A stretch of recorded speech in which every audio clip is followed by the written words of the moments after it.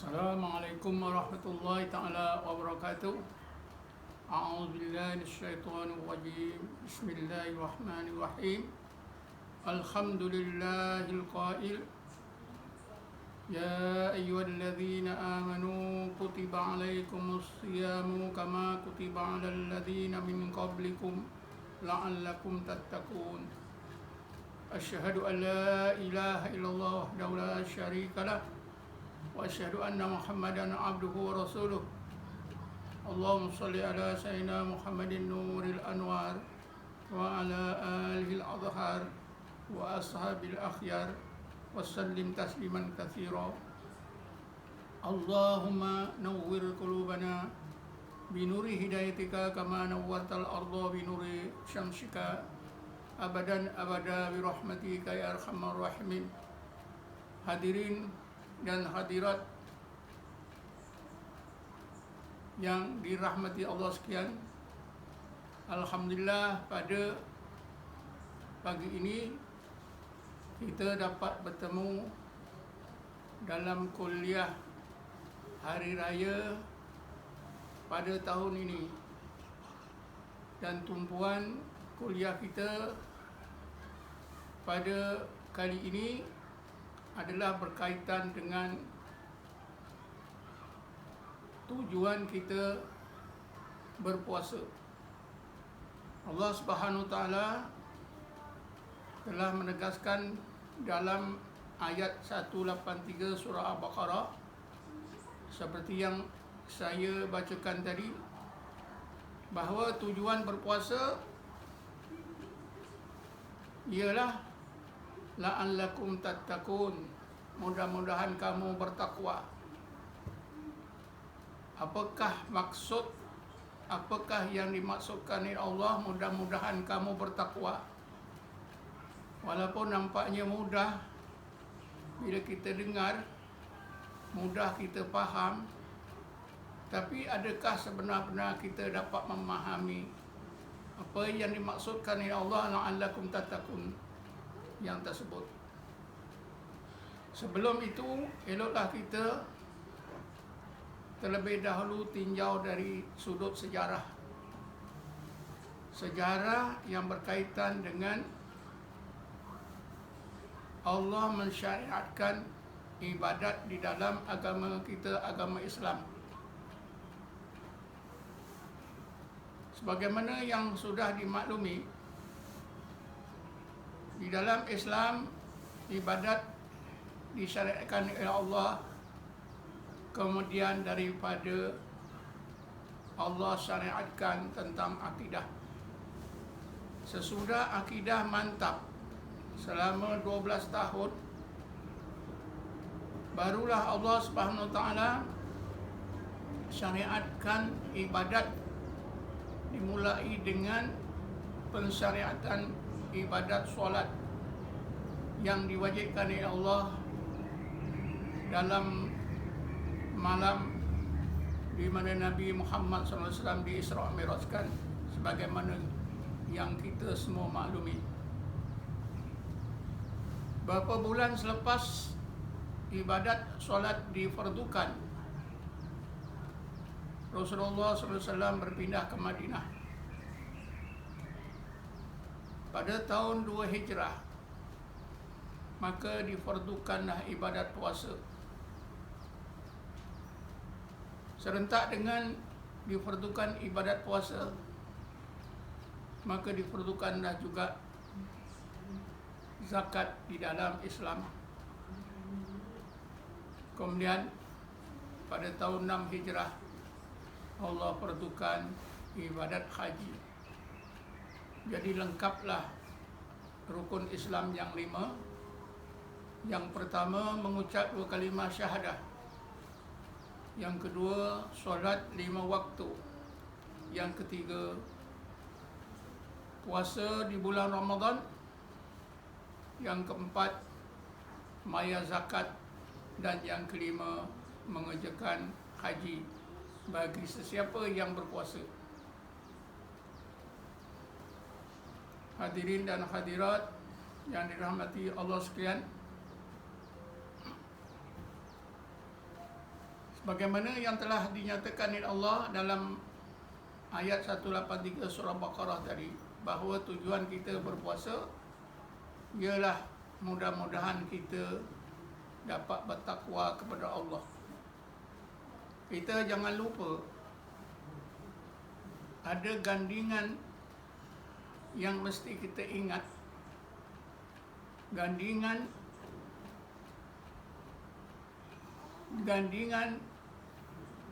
sifat takwa, yaitu sifat tawakal.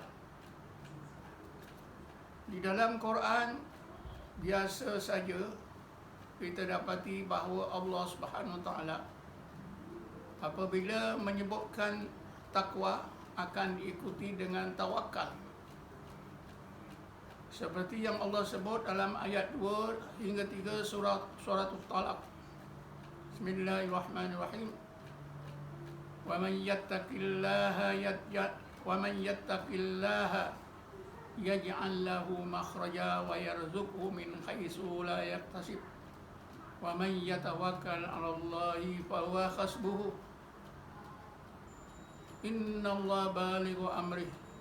Qad ja'alallahu likulli syai'in qadra. Sesiapa yang bertakwa kepada Allah, maka Allah akan jadikan untuknya jalan keluar daripada berbagai masalah hidup di dunia maupun di akhirat, zahir maupun batin, dan Allah akan kurniakan kepadanya rezeki yang melimpah ruah, yang tidak disangka-sangka sama sekali. Dan siapa yang bertawakal kepada Allah, maka cukuplah Allah sebagai tempat pergantungan hati sepenuhnya. Kerana sesungguhnya urusan Allah itu akan berlaku sebagaimana yang dikehendaki mengikut qadrat dan iradahnya. Jadi dalam ayat ini jelas, bila Allah sebutkan takwa, maka Allah akan ikuti tawakal. Wa man yattaqillah yaj'al lahu makhraja wa yarzuqhu min haitsu la yahtasib. Wa man yatawakkal 'ala Allah fa huwa hasbuh. Cukup jelas. Bila Allah sebut saja takwa, maka Allah akan ikuti dengan tawakal. Apakah rahsia di sebalik syariat ini? Atau dengan lain kata, apakah rahsia di peringkat hakikat apa yang Allah sebut dalam ayat ini? Pada hakikatnya, rahsianya ialah rahsia tauhid. Tauhid uluhiyah dan tauhid rububiyah. Bila sebut tauhid uluhiyah, tauhid rububiyah bukanlah bermakna tauhid uluhiyah rububiyah yang diutarakan oleh golongan yang menyimpang, sehingga mereka menggunakan tauhid uluhiyah rububiyah untuk mengkafirkan orang Islam yang tidak mengikut konsep tauhid uluhiyah rububiyah mereka. Tapi apa yang sebenarnya tauhid uluhiyah rububiyah adalah berdasarkan kepada Al-Quran. Kita dapati dalam Quran, Allah Subhanahu Wa Taala dekatkan Ismul Zatil Aliyah, iaitu kalimah Allah, dengan dua sifat yang sangat penting, iaitu sifat uluhiyah dan sifat rububiyahnya.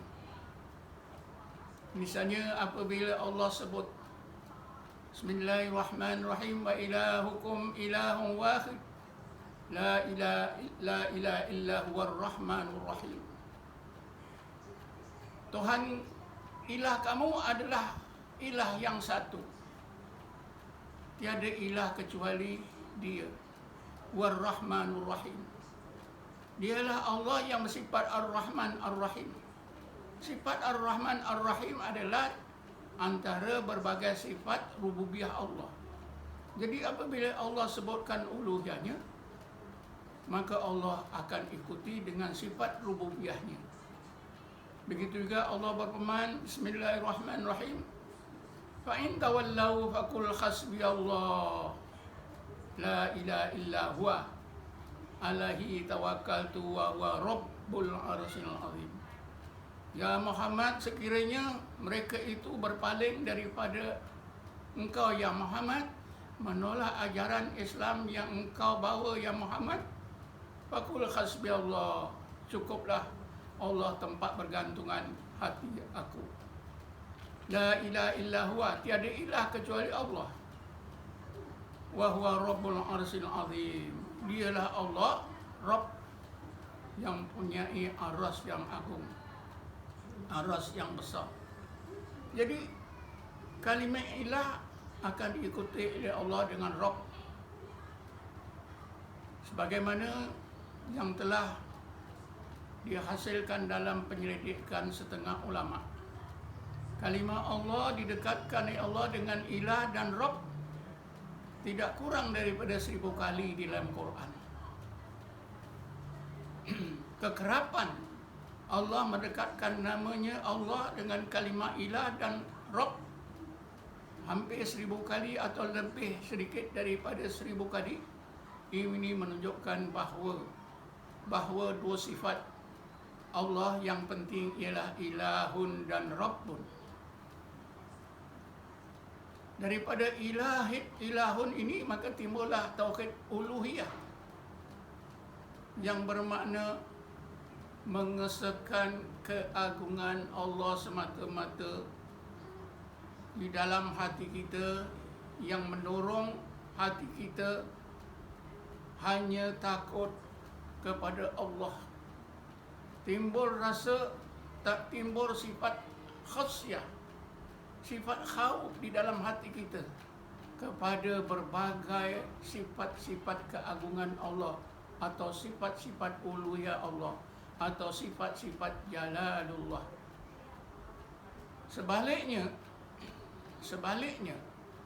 apabila Allah dekatkan kalimah Allah itu dengan Rabbun, berarti Allah mengingatkan kita bahawa Allah sebagai Rabbul Alamin, Allah sebagai Tuhan yang mempunyai sifat-sifat kesempurnaan, yang mengurus, yang mentadbir seluruh alam, yang kecil, yang besar, yang zahir, yang batin dengan sempurna, yang menjadi pergantungan hati orang-orang mukmin. Jadi hati orang-orang mukmin mesti ada dua sifat. Selain daripada sifat khauf kerana memandang keagungan Allah atau uluhiyah Allah semata-mata, tidak ada yang lain ditakuti kecuali Allah, tidak ada lain yang ditaati kecuali Allah, maka begitulah dalam hati seorang mukmin mesti ada sifat tamak, sifat mengharap, sifat dalam hati yang menggantungkan harapan hati hanya semata-mata kepada Allah yang maha sempurna, Allah Rabbul Alamin. Pergantungan hati kepada rububiyah Allah Subhanahu wa ta'ala. Atau yang dinamakan sifat roja atau sifat tamak.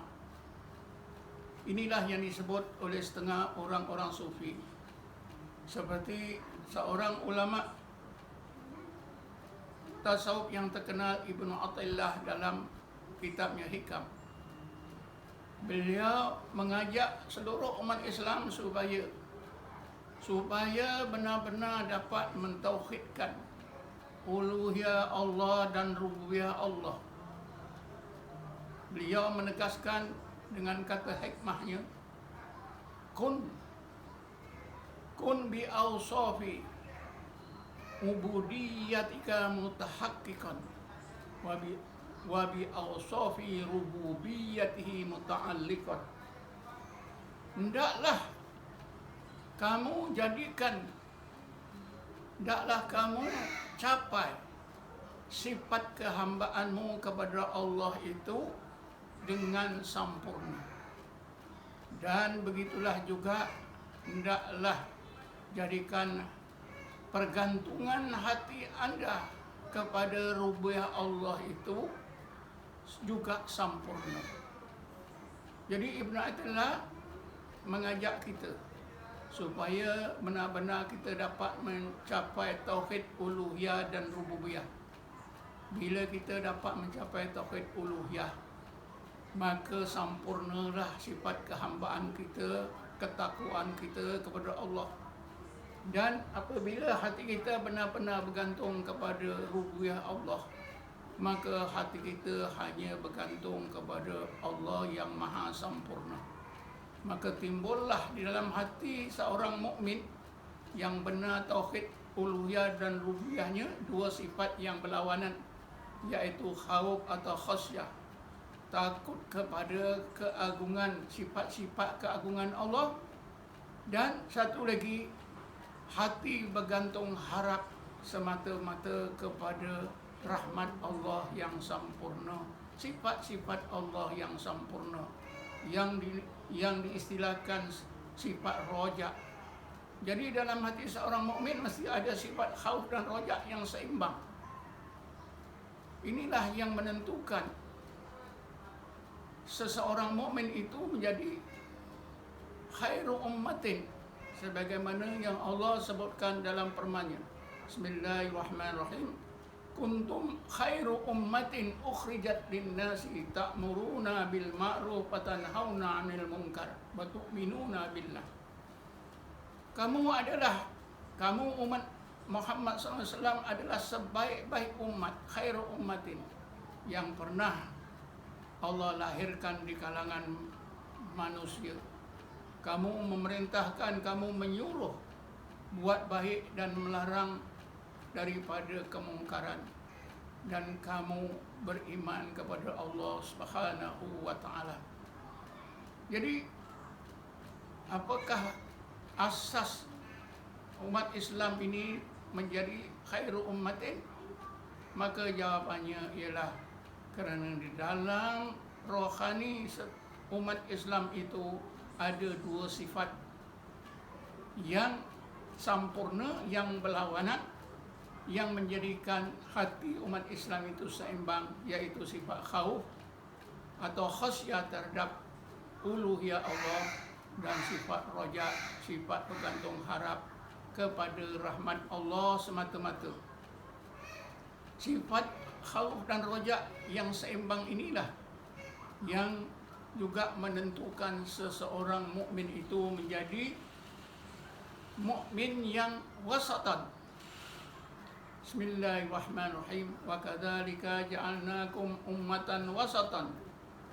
Demikianlah kami jadikan kamu umat Muhammad sallallahu alaihi wasallam sebagai ummatan wasatan, umat yang seimbang.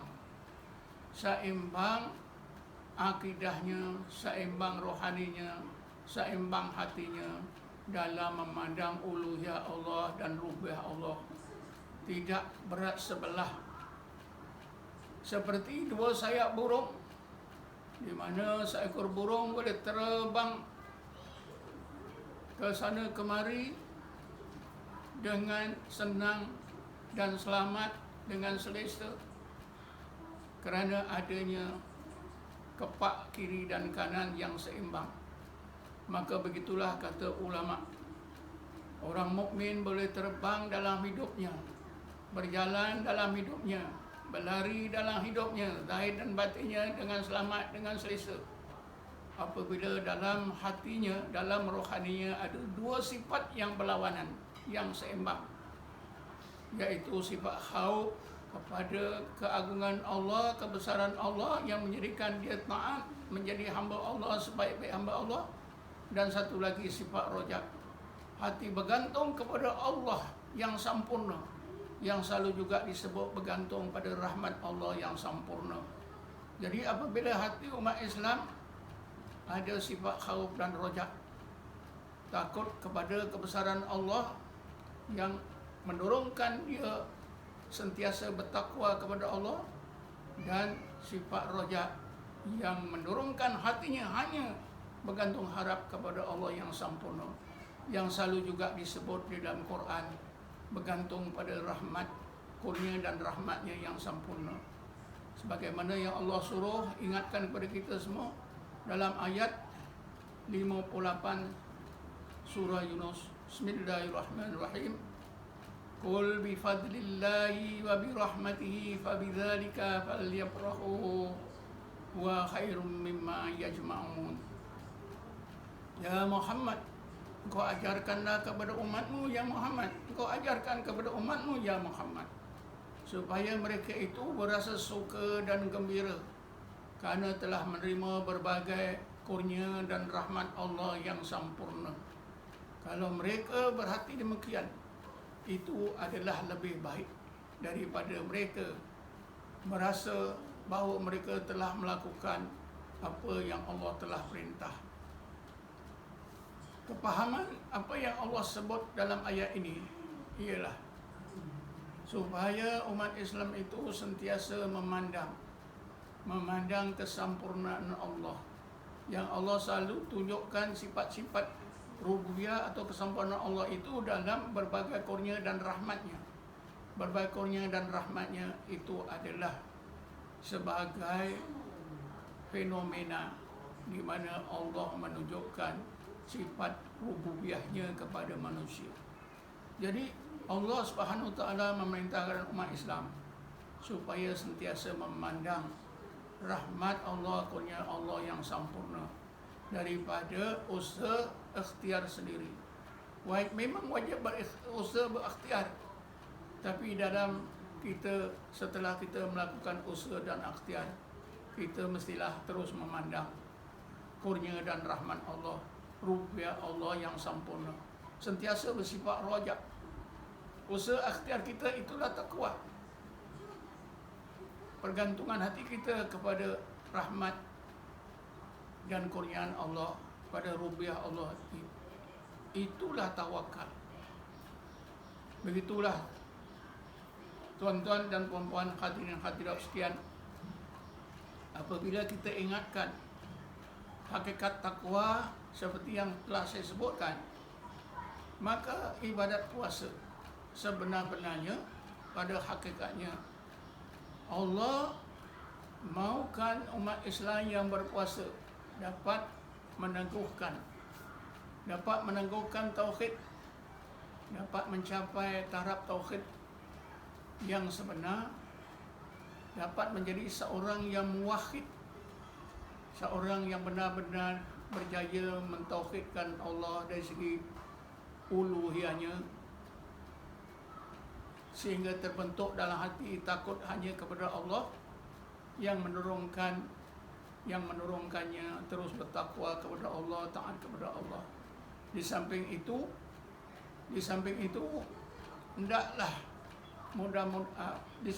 mudah-mudahan orang yang berpuasa dapat juga membentuk sifat tawakal dengan memandang rububiyah Allah, sifat-sifat kesempurnaan Allah, sehingga hati hanya bergantung kepada Allah yang sebenar-benarnya. Inilah yang telah ditunjukkan oleh Allah dalam Quran. Contoh segolongan orang mukmin daripada kalangan umat Nabi Muhammad yang telah berjaya mencapai tauhid uluhiyah dan rububiyah, yang berjaya membentuk sifat takwa dan tawakal yang sebenar, yaitu golongan ulul albab. Bismillahirrahmanirrahim. Wa basyiril ibad alladzina yastami'una al-qawla fayattabi'una ahsana. Ulaika alladzina hadahumullah wa ulaika hum ulul albab. Ayat yang ke-17, akhir ayat 17 hingga 18 surah Az-Zumar. Maksud ayat ini,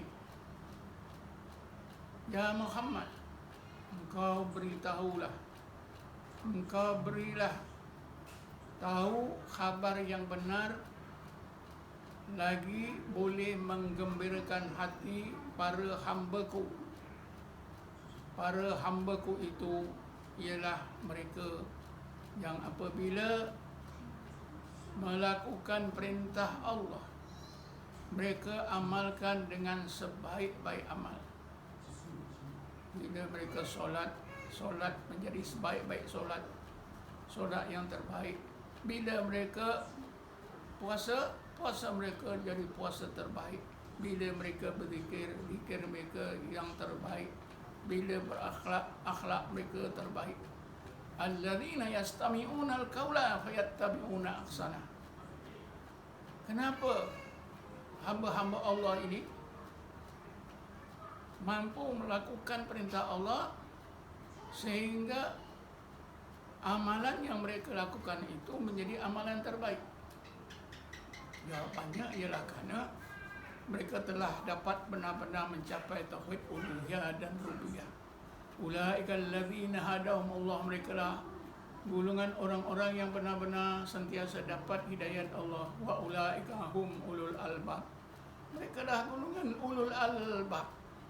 Jadi betul, benar, golongan ulul albab adalah satu golongan umat Nabi Muhammad yang berjaya mencapai tauhid uluhiyah dan rububiyah, benar-benar berjaya menjadi golongan muwahhidin, golongan orang-orang yang mengesahkan Allah dari segi uluhiyah dan rububiyah, bersifat benar-benar takwa dan tawakal kepada Allah Subhanahu wa taala.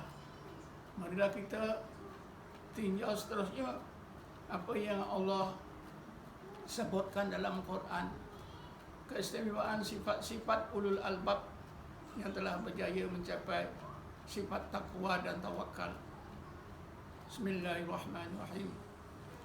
Innama yatadzakkaru ulul albab alladzina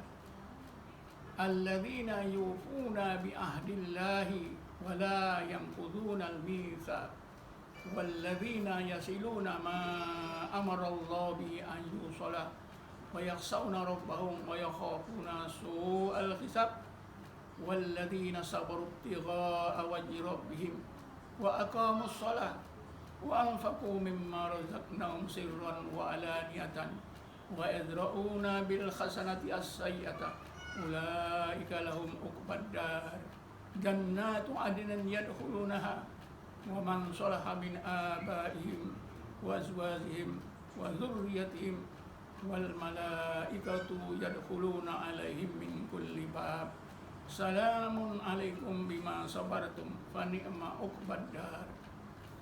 Ayat-ayat ini Allah jelaskan tentang bagaimana sifat dan perbuatan zahir dan batin golongan ulul albab, yaitu satu golongan umat Nabi Muhammad yang telah berjaya mentauhidkan uluhiyah dan rububiyah Allah, yang benar-benar berjaya membentuk takwa dan tawakal yang Allah sebutkan dalam surah Ra'd di akhir ayat 19 sampai ayat 24.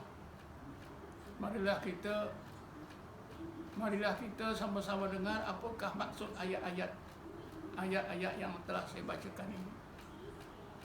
Innama yatadzakkaru ulul albab, hanya saja ulul albab saja yang mampu tazakkur. Siapa yang pernah belajar bahasa Arab, bila disebut innama itu adatul khasri, yang bermaksud hanya saja golongan ulul albab saja yang mampu melakukan tazakkur. Apakah maksud tazakkur? Tazakkur itu ialah ingat, terbayang, terasa apa yang diingat. Kalau seorang itu misalnya ingatkan Allah, maka dia ingat wujudnya, terasa wujudnya Allah, uluhiyah Allah, rububiyah Allah, sehingga timbul rasa takut dalam hati, seperti yang Allah sebut dalam surah Al-Anfal. Bismillahirrahmanirrahim. Innamal mu'minuna alladzina idza dzukirallahu wajilat qulubuhum wa idza tuliyat 'alaihim ayatu zadatuhum imana wa 'ala rabbihim yatawakkalun. Bahwasanya orang-orang mukmin yang sebenar itu ialah mereka yang apabila disebut Allah, hati mereka takut dan kecut. Bila dibacakan ayat-ayat Allah, bertambah iman mereka, dan mereka sentiasa bertawakal kepada Allah.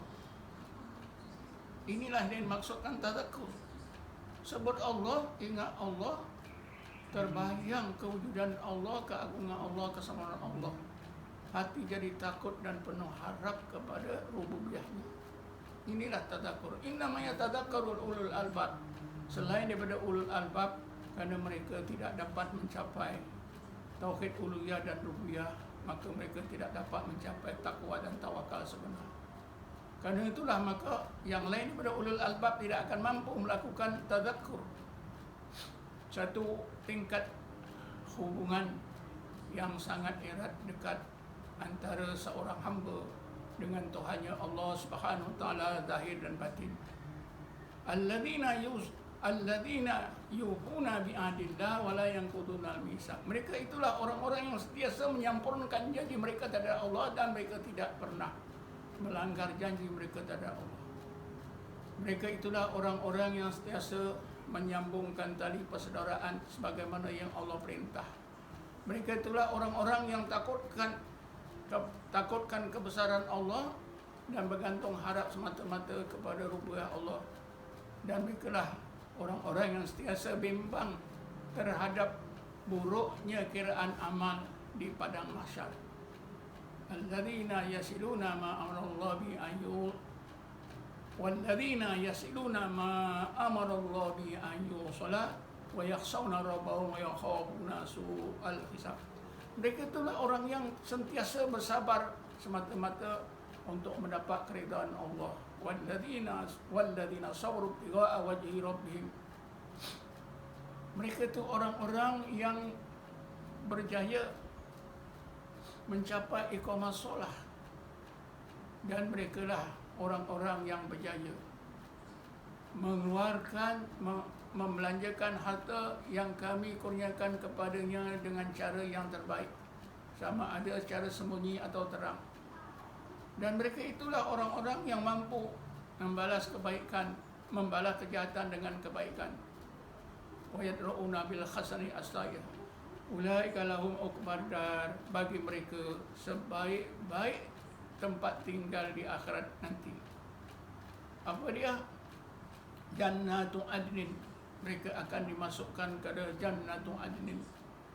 Yadkhulunaha, yang mereka akan masuk ke dalamnya bersama-sama mereka ialah datuk nenek mereka yang soleh, mereka yang soleh dari datuk nenek mereka, dari anak isteri mereka, anak cucu mereka, dan para malaikat akan datang menghormati mereka dari segenap pintu surga sambil mengucapkan salamun alaikum bima sabartum fa ni'ma uqbad dar. Selamat sejahtera ke atas kamu, wahai golongan ulul albab, disebabkan kesabaran kamu ketika kamu hidup di dunia, maka kamu dapat balasan yang sebaik-baiknya seperti ini. Inilah di antara secebis apa yang Allah terangkan keistimewaan ulul albab, iaitu golongan orang mukmin, segolongan umat Nabi Muhammad yang berjaya benar-benar dapat membentuk takwa dan tawakal. Kerana mereka telah dapat mencapai hakikat tauhid uluhiyah dan rububiyah. Beginilah tuan-tuan, apa yang dimaksudkan oleh Allah Subhanahu wa taala di dalam ayat 183 surah Baqarah mengenai ibadat puasa, la'allakum tattaqun, mudah-mudahan kamu bertakwa. Bukan hanya takwa, tapi juga tawakal. Kerana bila sebut takwa, mesti ada tawakal. Bila sebut ilah, mesti ada Rabb. Bila disebut keagungan Allah, mesti ada kesembuhan Allah Subhanahu wa taala. Inilah sebenarnya tujuan puasa, iaitu hakikat puasa itu bila kita lakukan dengan sepenuh himmah yang tinggi, iman yang penuh, ilmu yang betul, dan ada bimbingan daripada ulama yang betul, yang lurus. InsyaAllah puasa kita itu akan dapat membentuk sifat takwa dan tawakal. akan menyempurnakan tauhid uluhiyah dan rububiyah kita. Kita akan menjadi orang-orang, insya-Allah kita akan dimasukkan oleh Allah insya-Allah ke dalam golongan ulul albab, menjadi sebaik-baik Allah, sebaik-baik hamba Allah. Bila kita beribadat, ibadat kita menjadi ibadat yang terbaik. Wallahu a'lam. Assalamualaikum warahmatullahi taala wabarakatuh.